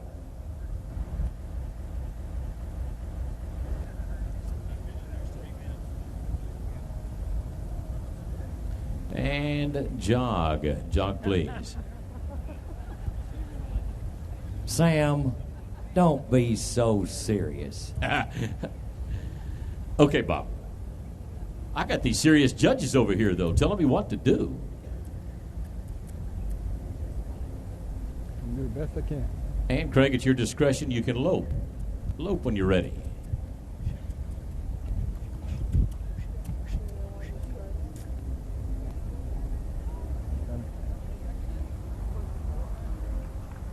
It's not a perfect circle, but by golly, it is a circle, and it's on the right lead. You bet.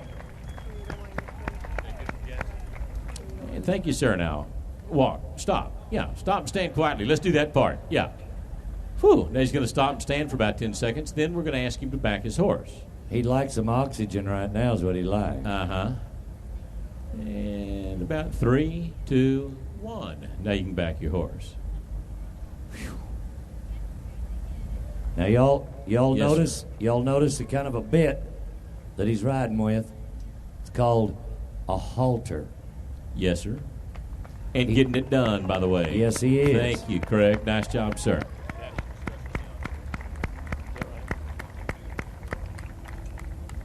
We need to make a 360 at the walk in each direction.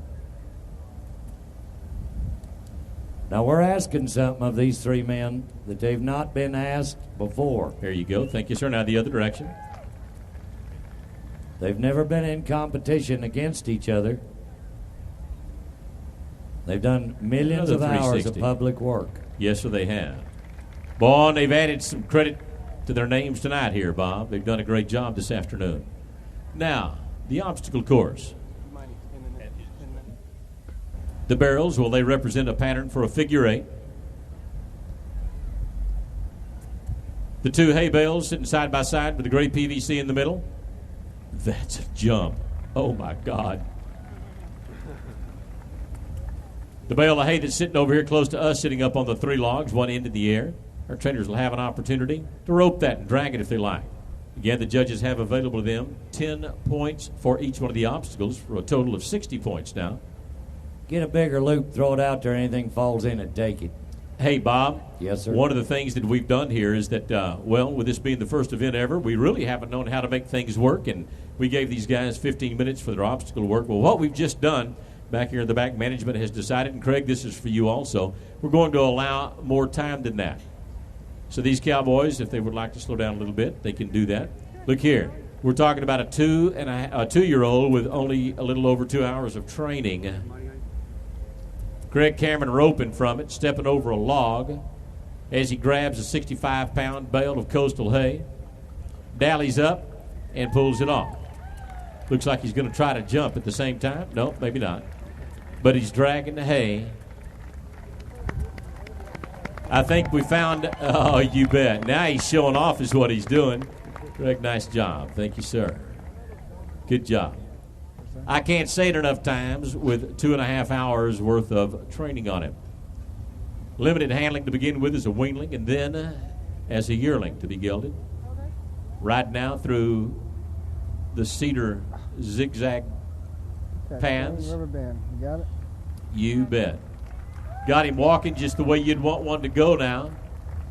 Craig able to slow down just a little bit and then jogging over the 3 cedar posts here. That's his first refusal.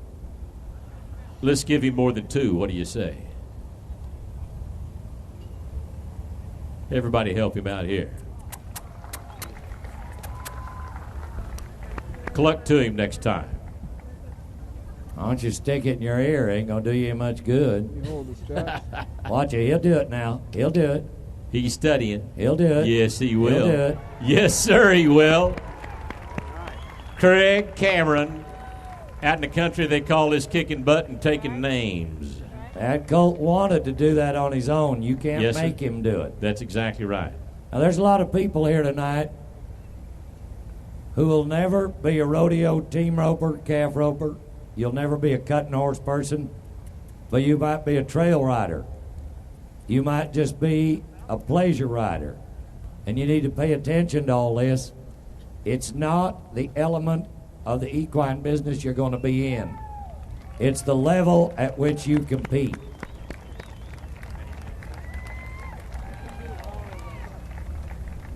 Craig, good job, buddy. Now, Craig's got one more option, and that is a freestyle move. Whatever he wants to do, he can do one of the other obstacles he's already done. He can jump the fence and catch a cab if he'd like. It doesn't matter. Whatever he elects to do. Let's lay down a horse. It doesn't matter. Craig's going to step off on the right side. Now watch him. Watch him. If he picks up all four legs, there's something wrong with this horse. He's got two of them done, Bob. But you know what? That horse is not afraid of Craig. No. He's got confidence in him. He trusts him. They're friends. Yes, they are. And they spent 2.5 hours doing it, you bet, picking up all 4 feet. On a horse that's never had it done before. Now get on the right side. Doesn't matter. The horse has got confidence in him. Yeah, remember, he's only got. Just keep your inside rein tight in case you lose that confidence. That's all right. Now remember, Craig's first. Josh and Pat get to watch him. Yep. So they have an advantage. Hey, oh, Bob. my God. You Here aren't goes gonna the do bridle, that. buddy. Here goes the bridle. He took it off. Spur him in the belly, cowboy. No guts, no glory. Be sure you mark him out, though. Hock it in him. Come on. I want to see it. You want Ty to come ride him? There it is. Ladies and gentlemen, you just watched a blessed man. Look at this. Come on, give him a hand. Give him a big hand. Well, there he is, bridleless on a 2-year-old. Good grief, as we would say. Craig, my friend, a superb job. This is part of the bonus program that he's got going right now, helping old Dobbin decide to move to the right a little bit. Craig not concerned because he trusts the horse now. The horse trusts Craig as well. Oh, my. Craig, a local boy. Hey, you bet. There he is. Craig Cameron, ladies and gentlemen, it doesn't get any better than that. Yes, sir. Our wrangler coming in right now to gather the horse up. Craig, nice job, sir. Good work through the rail work, the obstacle course, the bonus work. He's done it all, and our judges tabulating their scores right now. Ladies and gentlemen, stepped up to the end gate right now is Mr. Pat Parelli from Colorado. He's got his little roaned-up bay stepping in right now. Rope around his rump, helping him go forward. He also has a halter on his horse, a gentle halter. Pat stepping in, going to acclimate his little bay horse to what's going on around him right now because things are different in the arena than they were just a few minutes ago. I'll tell you what, we need to talk to City Fathers of Fort Worth because this parking lot looks a whole lot better now than it does full of old cars. Man, isn't that the truth? This needs to get to be a regular deal. Yes, sir. Hey, Pat, you've been at this about 5 minutes now, buddy. Hey, Bob, Jay Michelson, he's the guy that came up with the idea. He said he thought it'd work. I thought he was nuts. Well, I'm not going to say this to anybody but you, Bob, but I did too in the beginning. Bob Morehouse calling for the walk in either direction. Mr. Pirelli's discretion. Pat used the newly allotted time by walking his horse around the entire arena several times to familiarize his newly trained mount to the intimidating surroundings of Sundance Square. Pat managed to complete 7 out of the possible 12 tasks in the first portion of the challenge. He had his horse walking and jogging, but had trouble picking up a lope. With a little work, he eventually produced a short lope in both directions. He neglected to complete the turns, the stop and stand for 10 seconds, and the backing elements of the first portion of the competition. No, it's only an expression. Did I say buck or lope? I forgot. Oh, now lope your horse, Pat. Lope. Remember the 6 motions of a horse. Up, down, forward, left, right, backwards, forward, left, backwards. and right. Yes, sir.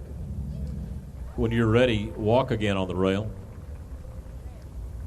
And then at the walk, reverse and continue to walk. Turn around and go the other way. And there goes the carrot stick. Pat said, I'm going to try something different. We'll get down the lariat. And we'll be walking here on the rail in just a minute. There he goes. A little encouragement forward.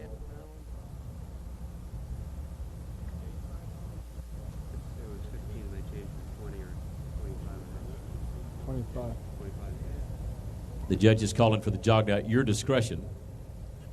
Nice, the judges are benevolent. Yeah.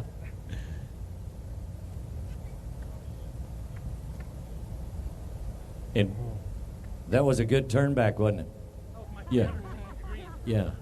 And now lope him, Pat. Bless you, my son.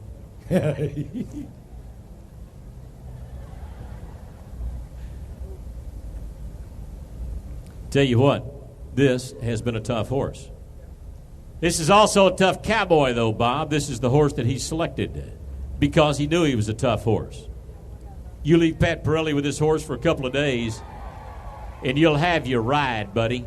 You'll have your ride.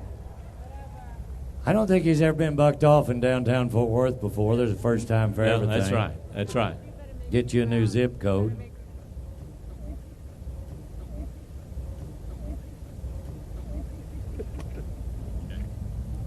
Pat's been in 10 minutes now. Yeah, why don't we drag it while we're here? Yeah. What a convenient opportunity. Hey, look where I am, right? I'll just take this down and pull this stick. Now, Mr. Cameron lost some points because he hung it up there in a wad. He didn't coil it back up, so cost him 2 points on the overall judging. He knew Pat was next. Now's when you spur and never look back. Your future is out west, young man. That's where he'll be in just a minute once that horse realizes that's there, out west. About the time he goes past the Brock turnoff, we'll get him slowed down. Yes, sir. Watch out, old Dobbin. Something's following you.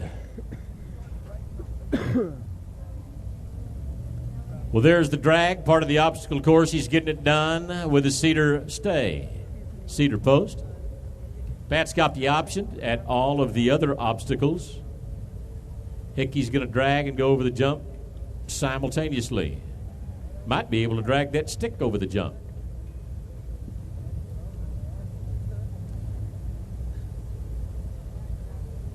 Pat walking up to step over the 3 cedar logs. He's going to side pass over the second one. Yeah, you get more points that way. Yes, sir. It's a dressage move. There you go. Nicely done. Now, look, Bob, he's going to build a loop. We're going to rope off of this 2-year-old also. He said, hey, if Craig Cameron can do it, I can dang sure do it. Took Craig 2 loops. The pressure's on, Parelli. The closer you are to the target, the more chances of catching.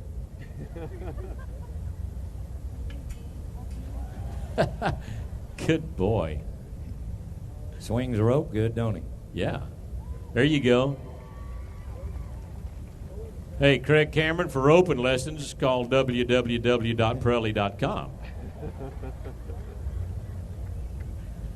And now we're going to drag the hay. Well, why would I drag my dinner? That's what old Bay's thinking. Let's go over and eat it. This is when you wished you had 3 hands.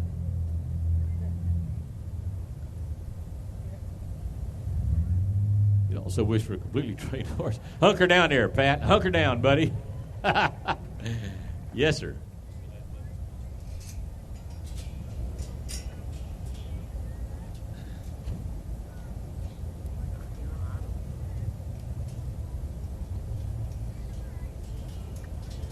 Pat Parelli going through the uneven posts. Now through the big hourglass posts on the ground.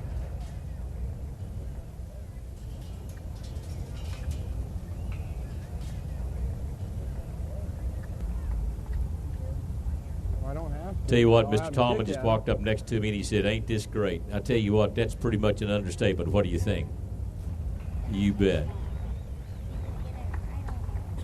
You're in some of the best company available in this great country. Horse people. Watching some of the best horse people in the world right now do what they do best, and that's teach young horses to get along in life. Going to get the figure 8 done. Yes, sir. Now, I highly suggest to those of you that are novice horse people, Do not go home in the morning and catch a green colt and try this. Okay, I'm asking you not to do that. If you do, just be sure you dial 9-1 on the phone and be ready for the other one. Before you catch the colt. Yeah. Pat's down to about 7 minutes left, so we're down to the freestyle part. He's completed everything as well as I can recall. Been over the hay. He's drugged both obstacles. He's roped. So he's down to the freestyle. We can only guess what's coming next with Pat Parelli. He wants to do this for as many points as he can muster up right now. It's part of his freestyle. It looks like he's going to step up and work the gate horseback.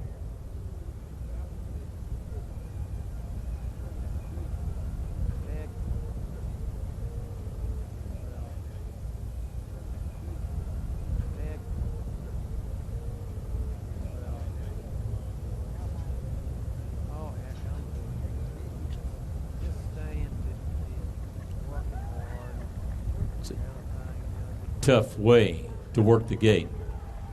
Oh my God, he's taking his shirt off. Ladies and gentlemen, cover your children's eyes. Pat Parelli nudity is not what we had in mind in downtown Fort Worth. Good grief.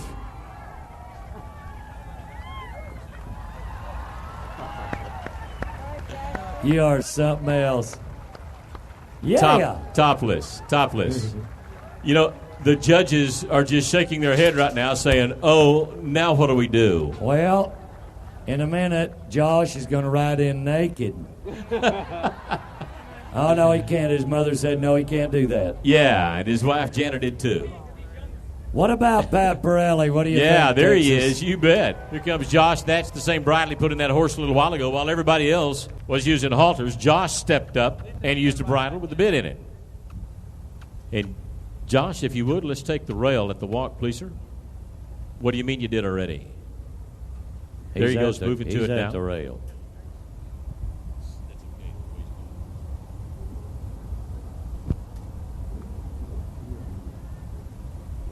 Bob, nice, quiet kind of walk on this little bay that was troublesome. Of course, Josh had some tough times a little while ago also. That saddle that had the D-rings down so low couldn't make his girth work. Well, you watched three men jog, if you would, Josh. Let's course. jog, please. It's your discretion. You watched three men approach this course, all totally different. Yes, sir. All totally different. Man, look at this jog now. They're riding three different colts.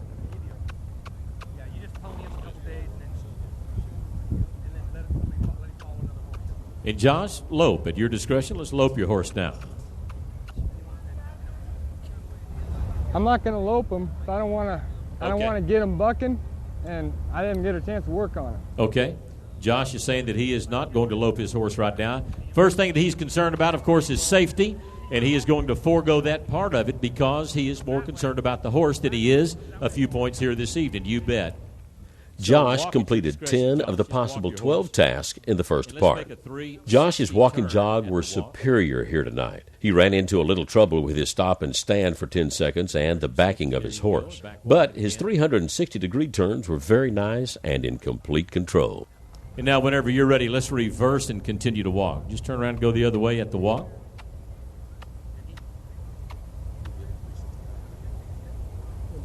Hey, Josh, if you'd like to, let's do the other 360 right now. 360? Well, you horse show guys are sure demanding. Whew. Hey, these cowboys are sure capable.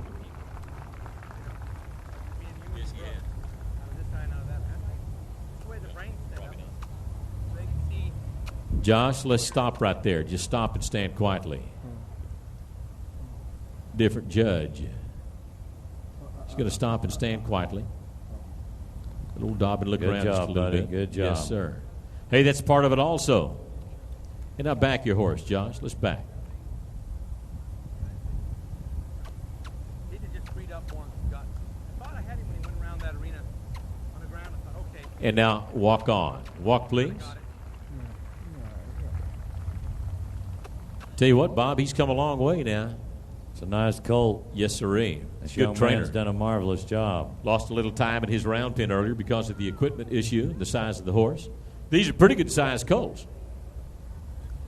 But he lost some precious time But I tell you what, he's getting along well. I think he took advantage of that time that he had to wait and let that horse cool a little bit, let him settle. Jog when you're ready.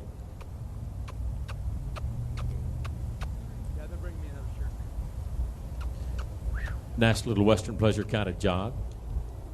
And Josh, again, it's your discretion. If you want to lope, you may do that. If not, this direction, that's okay. He's saying, never mind, he's not going to lope to the left either. Yeah. And Josh now stepping over and taking a look at the obstacles. Again, he's got the opportunity to go through any he wants to go through in any order he wants to go through.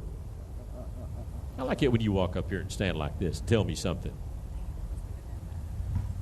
Chaz just walked up, Josh, and said you've been in there 5 minutes, doing well. Nice and quiet, lots of time left. Look at this little horse, Bob, licking his lips.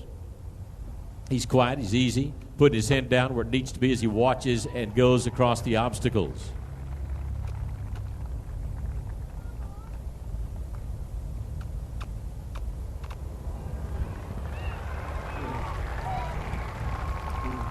He walked across with the front legs and jumped across with the back. That's worth something, isn't it?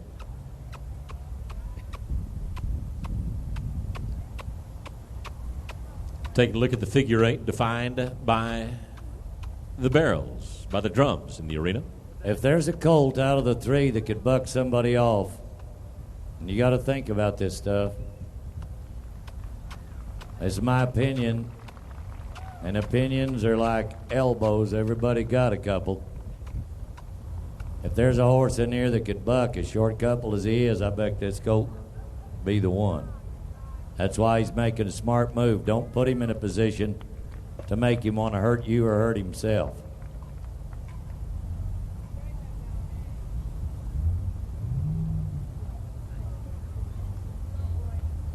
Something I want to point out also, Bob, that I said earlier I wasn't going to do, but I'm going to do it anyway.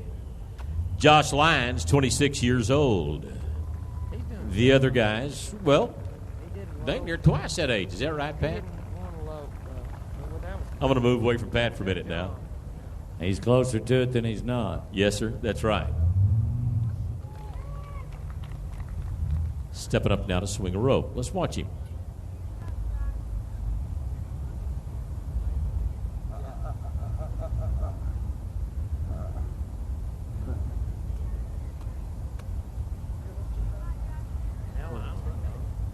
We're supposed to ride him again? They want us to go back.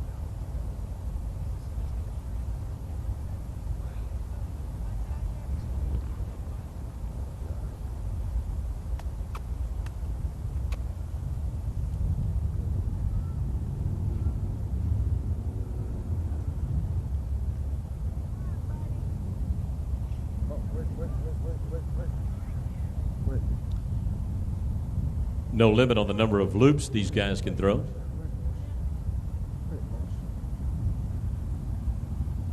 Josh, by the way, is a team roper, one of the new rodeo sports that he likes to be involved in, as well as bareback bronc riding. Saddle bronc. Saddle bronc? Was that Susie just hollered at? Somebody did. Gotcha. Saddle bronc riding, not bareback. That was Parelli, wasn't it? Used to be bareback. Saddle bronc riding. That's the event he's getting involved in. And team roping.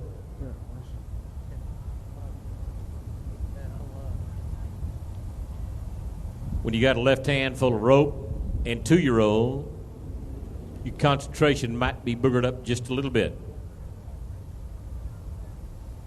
Shake it on, Josh. It'll count. Houlihan him.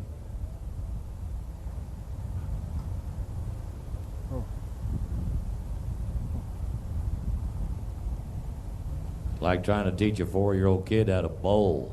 He did a good job. Level of concentration, not going to be a whole bunch right now, let alone the time frame. He's a damn good guy. He's a damn good guy. He really is.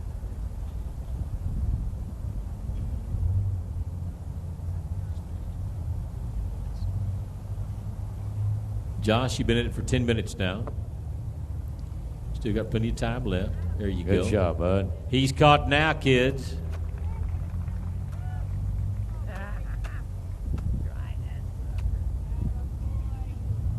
roped, dragging, Old Bay, quiet, easy. Head down where you'd want one. Ladies and gentlemen, there he is, dragging the bale of hay after roping it.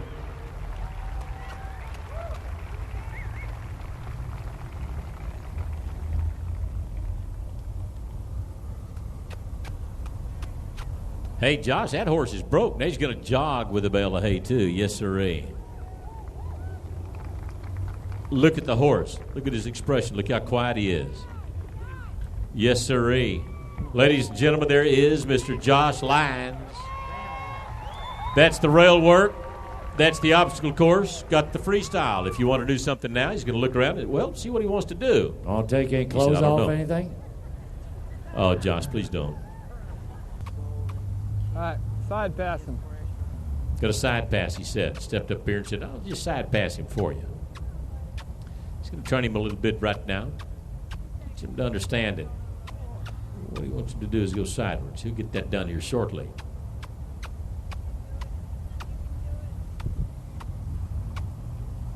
Yeah, he's getting there.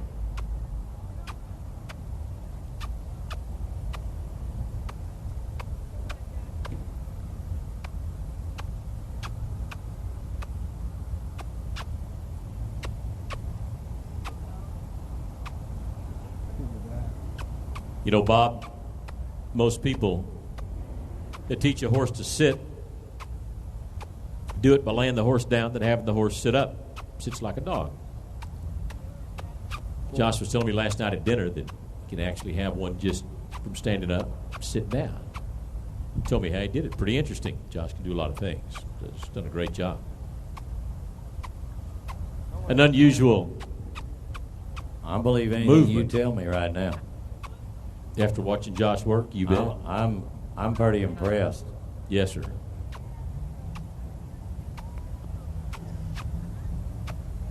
I make a living watching people tie themselves. There you go. On animals that don't do this. This is very, very impressive. How many of you would like to have this little bay horse that Josh is on right now, considering he's only had about 2.5 hours of training? You bet. A buttload of you. You know he's got a lot of life ahead of him. You bet. Josh, that it?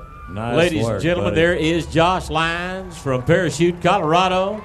You bet. Stepping up and answering the call here in a whisper challenge in downtown Fort Worth, Texas. Bob Tallman, I've never seen anything like it in all my life, buddy. It's been a good one tonight. Ladies and gentlemen, how about it one more time for all three of our cowboys and their mounts at Bass bringing them to us. Riata Restaurant, along with Prefer, You Bet, KSCS Radio sponsors.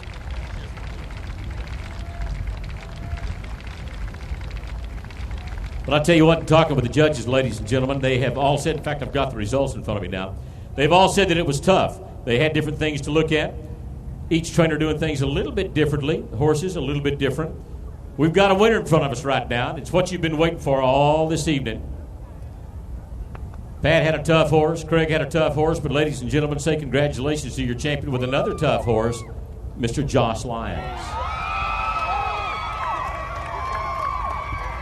Remember, everybody want to know the draw. At the Riata Restaurant last night, I said, Josh, any predictions? I said, you want to say anything about these guys before we get started?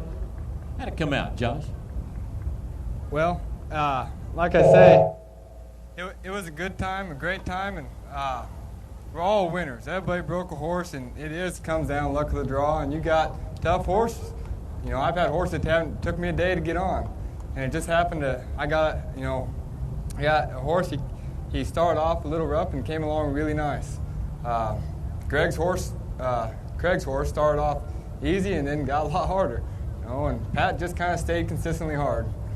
That's the horse he drew. But like I said, everybody's winners. There's all three different ways, and you should have learned something from everybody. So you're all winners, I think.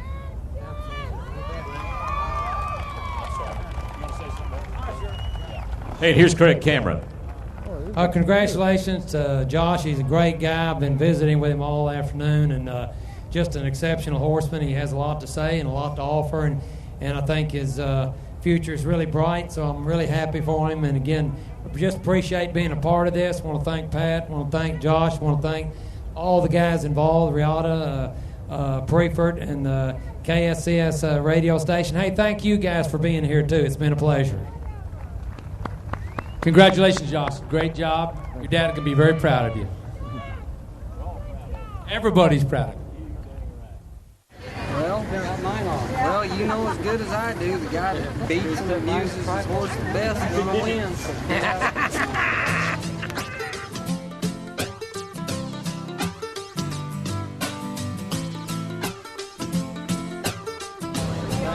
Are these other rings? Steve Bland.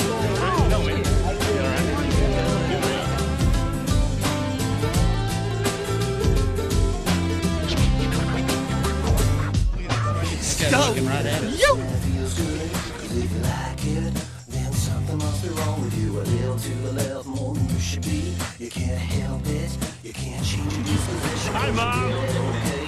There's nothing they can say. They can take a little bite, but they can't take away from you who you really are. Are you like purposely filming my booth?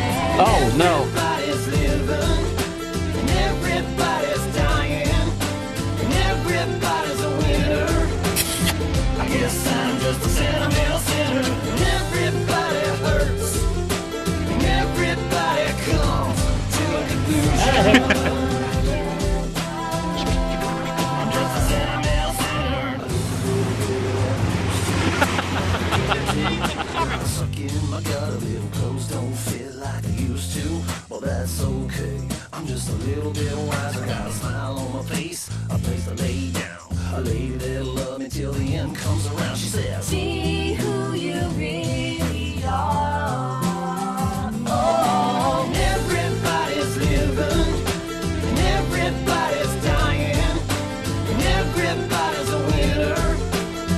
I guess I'm just a sentimental sinner, and everybody hurts, and everybody comes to a conclusion. I'm just a sentimental sinner.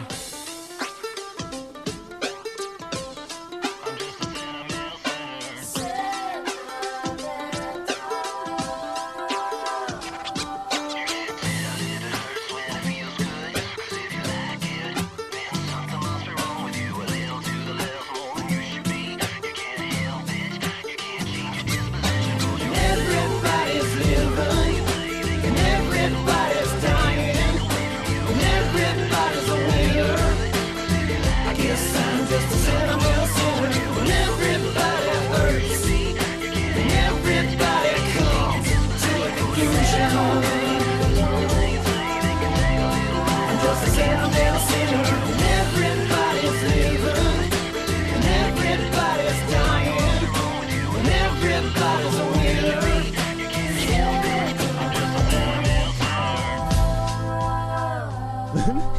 Yeah.